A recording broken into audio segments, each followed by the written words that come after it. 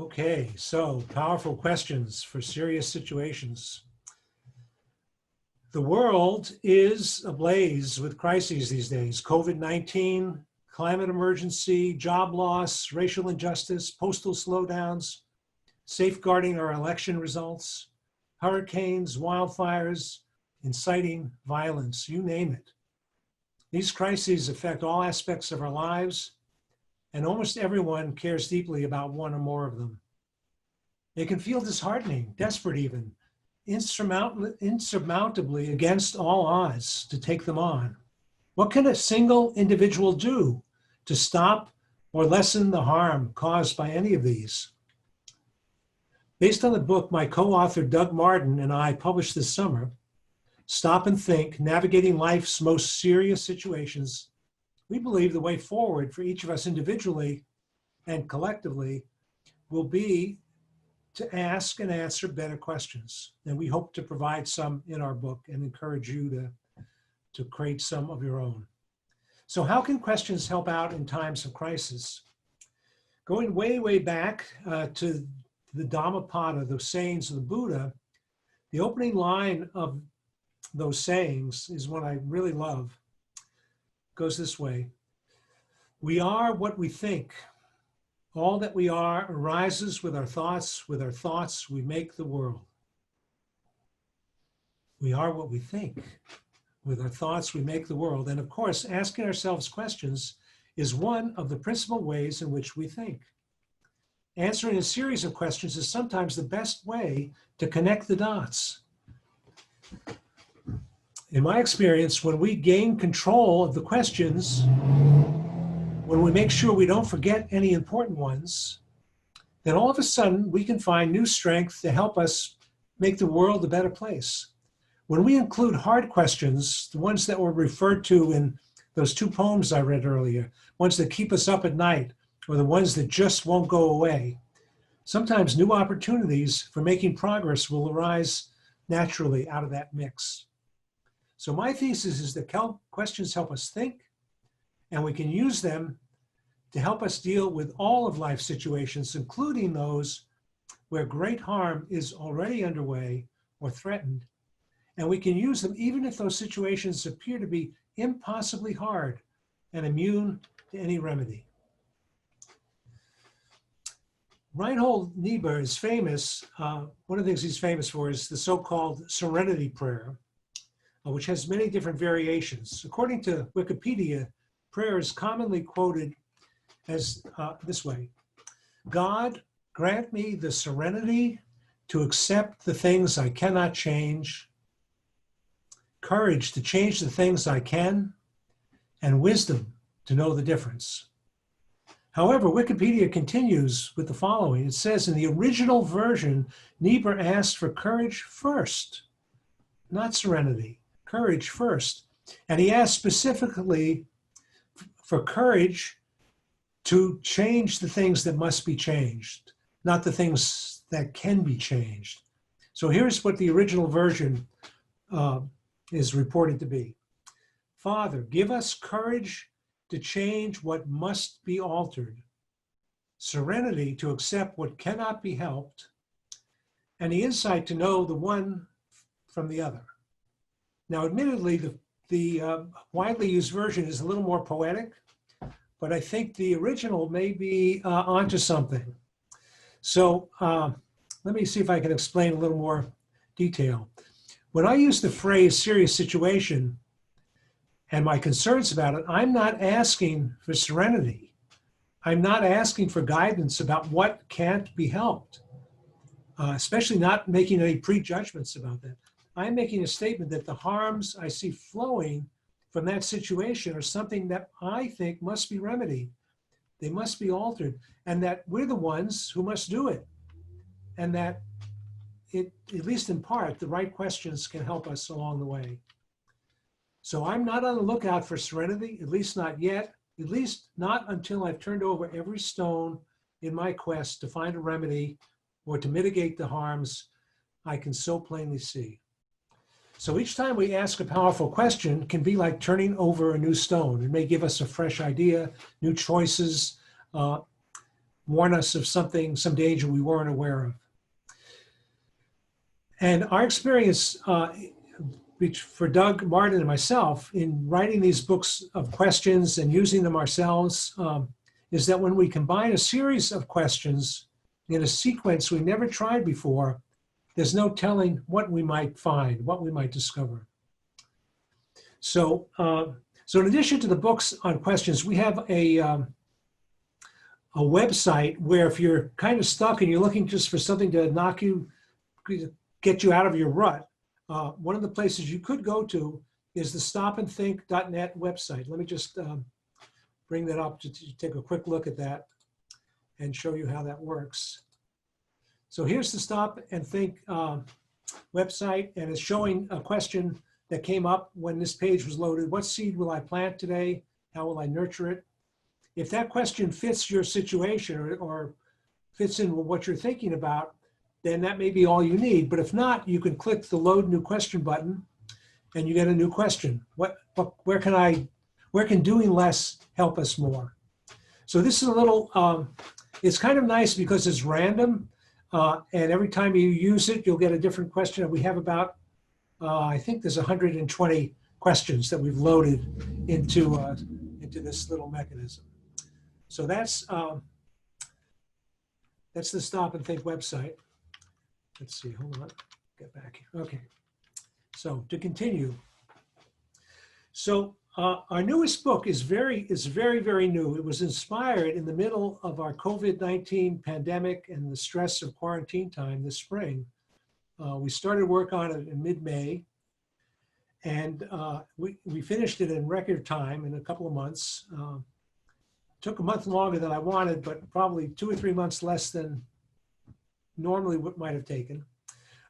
We've assembled over 200 questions that we feel are the ones that you will not want to forget to ask if you're dealing with some kind of stressful, serious situation. And we've organized the questions into short lists like Quick Start. So if you're just getting started with using the questions for your situation, Quick Start may be a good place to go.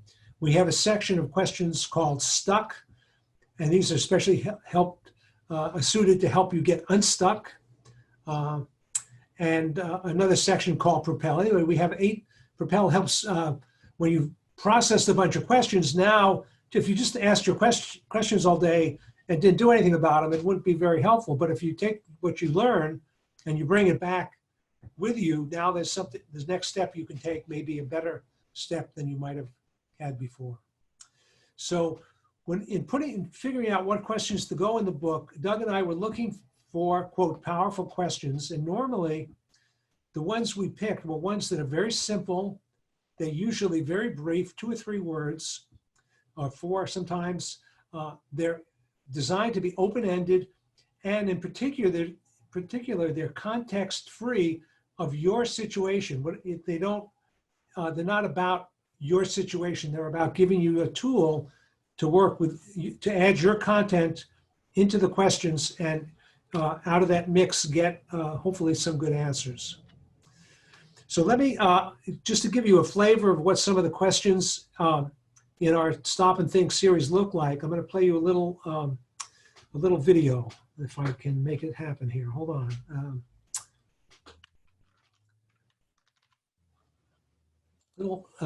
Yeah, let's see, there's the video. Okay, good. So this is my first time presenting with Zoom, so bear with me. Okay, so this is these are questions from our card deck that Doug and I created with Stop and Think style questions. Okay.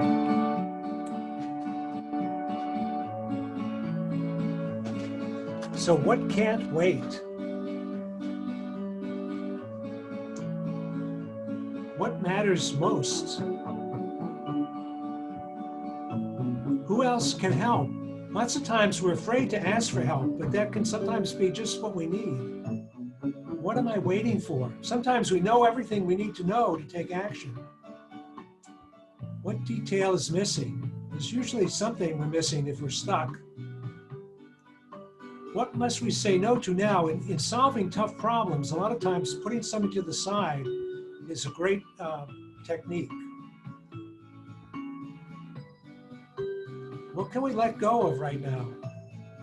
Will it come back to us? What things are best left alone? Sometimes, if you know that, sometimes you can avoid a lot of trouble. What can we do now that we could not do before? Maybe tackle the impossible. What's holding us back? Who's holding us back? Is it us?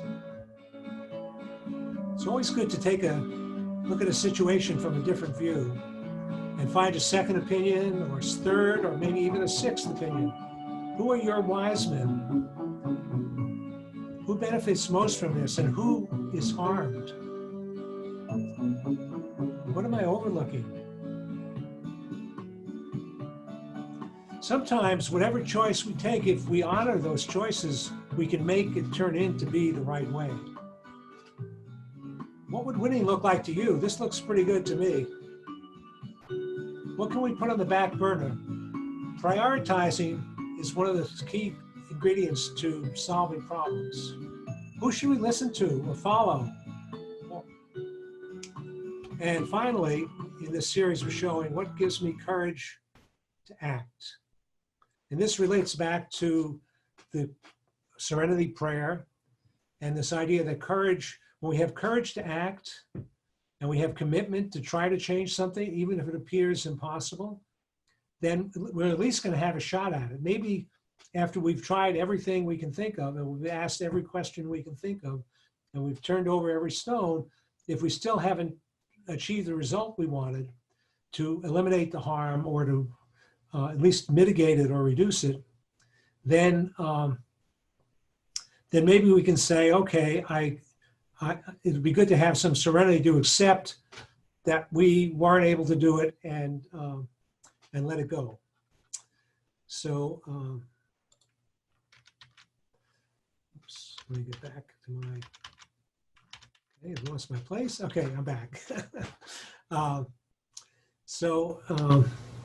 So what I'd like to do next is, I think we're doing okay on time, is this is all so far very intellectual. You know, sometimes that's one of my faults. But I'd like to kind of do a mini use of the stop and think technique. Have each of you try to use it yourself right here, right now. So let me share this screen with you first. Oops. Okay, yep.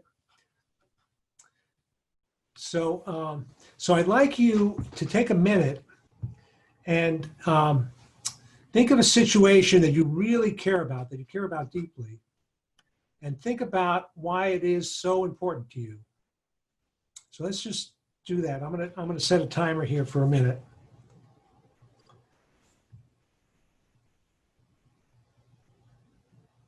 Okay, 1 minute. Whoops. Okay, 1 minute and counting. So what situation is most on your mind these days? Or and once you think of that, think about how you would quantify or qualify why it's so important to you. So I'm just going to take a breath.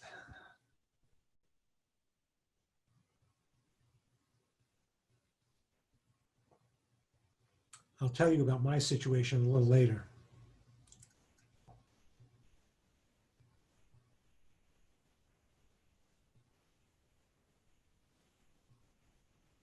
Okay, hope everyone has thought of a situation.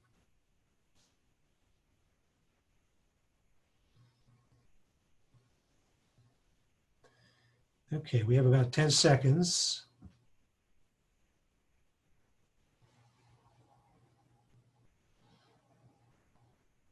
Okay, so now that we've picked a situation, I'd like you to consider the following, the 3 questions that should be visible on your screen. And they are, what keeps you awake at night? So we've seen that in the poem. I know it's something that happens for me. Who is depending on you? And what can't wait? So think of applying these 3 stop and think style questions to your situation. And then I think we'll do about, how are we doing on time? About 3 minutes to consider these 3 questions. So it's obviously, if you find this encouraging, you're going to want to do more later, but just to get us started. And when we come back after that, I'm going to ask those of you who are comfortable doing this to share your thoughts on what happened in putting your situation together with some stop and think questions. So let me set the timer here for 3 minutes. Okay. And 3 minutes and counting. So I'll give you a warning as we click through the other minutes. I think we're still doing okay on time. So who would like, if someone, one of you, and maybe you thought of one change you could make for yourself. So is there any volunteers for the personal story, Doris? But I hope you did get something out of that exercise, and maybe are interested in trying some more questions and seeing what happens. So I'm going to continue. Oops, hold on. Okay, so I'm going to tell you about my serious situation. It's not quite at the level of the pandemic or election security or other things, but it's a project that I call the Kryptonite Project, and that I've been working on for a couple of years. So, it's really, it's occupied me. I haven't worked full time on it, but I've spent a lot of time working on it. And it's an against all odds, kind of insurmountable, impossible thing to do. But I hung in there, and along the way I learned a lot. So, that question, what did I learn? Did I learn anything new? I kept learning more and more new things, especially about journalism, because this is a journalism-related situation, as I'll explain to you in a minute. But I haven't been successful in achieving my goal. And in fact, at the time when Doug and I decided this spring to publish a new book, a new volume of Stop and Think for serious situations, you could say I was stuck big time. I was really stuck. I needed my own questions to, I had our previous books, and I just wasn't making it.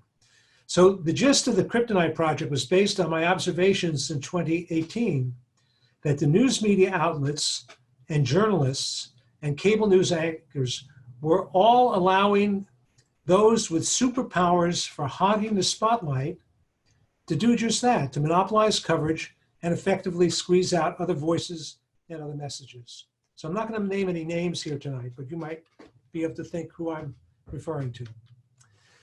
So I was on the lookout. My Kryptonite project was looking for some kryptonite that would diminish or weaken the superpowers of those who are hogging the spotlight, so that news coverage could be moved towards being more balanced. Not balanced, but more balanced than it was at the time. And part of the motivation to create our new Stop and Think book this summer, spring and summer, was the hope that if Doug and I did our job well and collected and assembled questions that really can help in serious situations, maybe, just maybe, I could practice what I preach and use this new guide to get my project unstuck. So just in the last couple of weeks, I've been working using our new questions, using it for my Kryptonite project, and I'm happy to report it worked.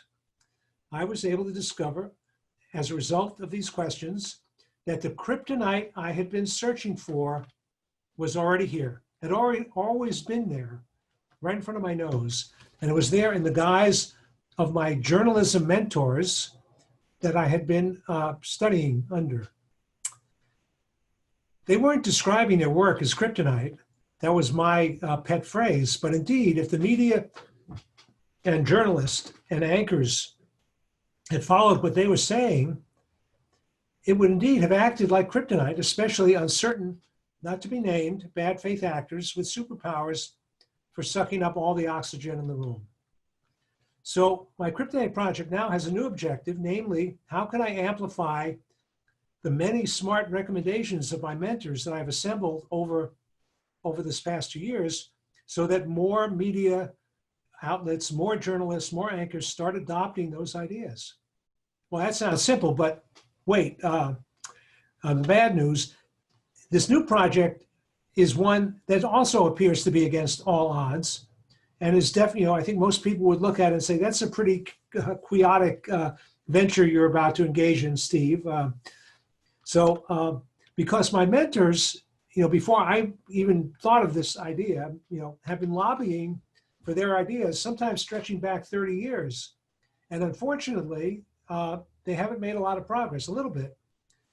So I believe this is an area where we must change, and where if we don't do that, we will continue to be harmed. So starting tomorrow, now that I finished this chance to share with you all tonight, starting tomorrow, I'll be using our Stop and Think questions, probably from all three of our publications, to tackle this new and still very difficult challenge. So for me, at least, serenity can wait. I think as I do things and I fall short, and I do things and I fall short, and I do things as I fall short, I find this idea to honor all the choices I've made, even the ones that didn't turn out well. When I can do that, then that gives me temporary serenity, even though I'm not looking for it.